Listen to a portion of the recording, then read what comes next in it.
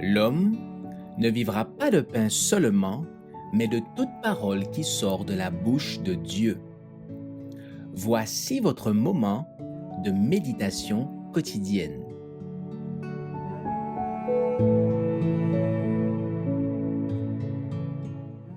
Promesse d'homme, le 7 mai. Le peuple tout entier répondit : « Nous ferons tout ce que l'Éternel a dit. » Moïse rapporta les paroles du peuple à l'Éternel. Exode, chapitre 19, verset 8. L'autre contrat, appelé dans les Écritures l'Ancienne Alliance, fut passé entre Dieu et Israël au Sinaï et ratifié par le sang d'un sacrifice, tandis que l'alliance avec Abraham le fut par le sang du Rédempteur. Si celle-ci est appelée la deuxième ou la nouvelle alliance, c'est parce que le sang qui la ratifia fut versé postérieurement à celui qui scella la première alliance. Peu après avoir présidé à l'établissement du camp d'Israël au pied du Sinaï, Moïse fut appelé à se rendre seul sur la montagne pour recevoir les ordres de Dieu. Le moment était venu où Israël allait contracter avec le Très-Haut des relations intimes et où ce peuple serait incorporé à son gouvernement en qualité d'Église et de nation. Voici le message que Moïse fut chargé de communiquer aux enfants d'Israël. « Si vous obéissez à ma voix, et si vous gardez mon alliance, vous serez parmi tous les peuples mon plus précieux joyau, car la terre entière m'appartient.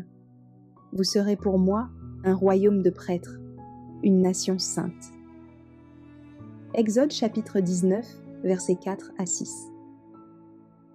Au cours de leur servitude, les Hébreux avaient en bonne partie perdu la connaissance de Dieu et des principes renfermés dans l'alliance avec Abraham.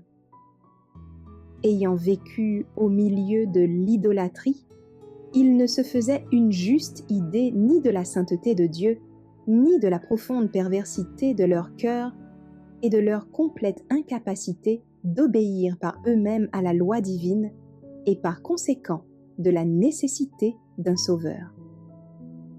Dieu les amena au Sinaï où il leur révéla sa gloire, leur donna sa loi et leur promit de grands bienfaits en retour de leur obéissance.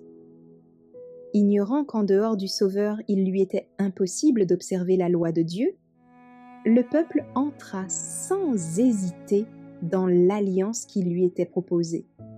Fort de sa propre justice, le peuple déclara : « Nous ferons tout ce que l'Éternel nous a prescrit, et nous lui obéirons. » Exode, chapitre 24, verset 7.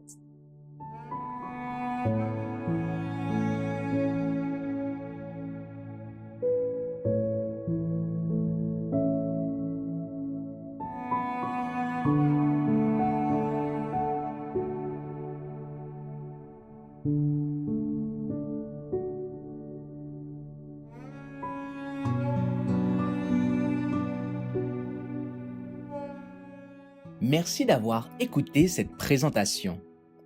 Assurez-vous de nous rejoindre demain pour votre moment de méditation quotidienne avec lereste.org.